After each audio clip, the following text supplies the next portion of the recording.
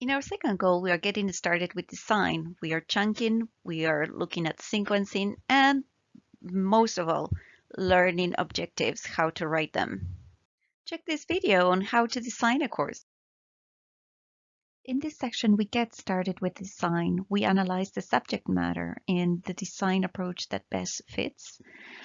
We analyze the context, the learning goals, the prerequisites, the nature of the subject itself, motivations, maybe prior experiences of the typical learners and what's relevant for them. So what is chunking? It's breaking down information into bite-sized pieces so that the brain can handle more easily this new information, because in reality, our working memory is limited in capacity. So again, if you're explaining something complex and the learner must hold several factors in mind to understand it, it's better to chunk it. So how do we chunk? Start with large chunks of conceptually related content and use these as your modules. You can do it from simple to complex, cause and effect, sequential. It varies depending on the subject matter. Then divide those modules into smaller ones, and these will become your lessons. Continue this process until your content is broken down to the topic level. So the last step would be to determine which is the most effective sequence, depending, of course, on the learner's previously acquired knowledge, abilities, and experiences. Time for practice. This is a problem-solving activity. You are going to decide what is the best sequence to present the following new content. This content belongs to the course Outlook Essential Training.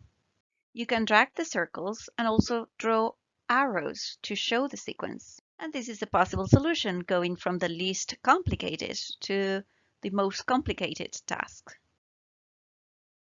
The learning objectives are used to guide the learners as they work through the course and to assess their learning. They need to be actionable and measurable. And to write those learning objectives, we base them on Bloom's taxonomy, which has 6 levels of learning.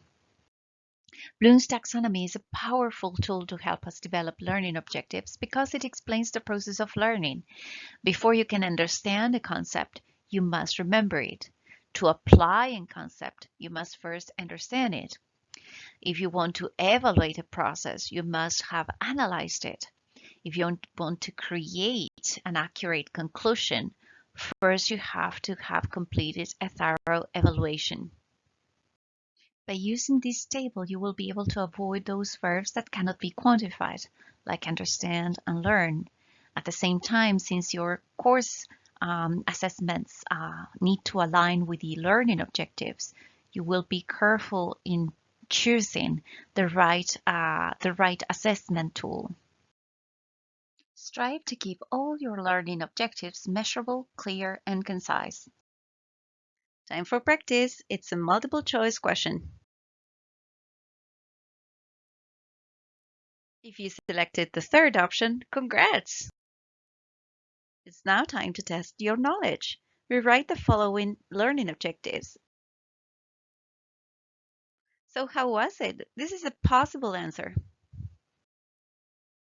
Now it's the time to start planning for your final assignment. Chunk the content, select the most appropriate sequence, and write the learning objective or objectives for each chunk.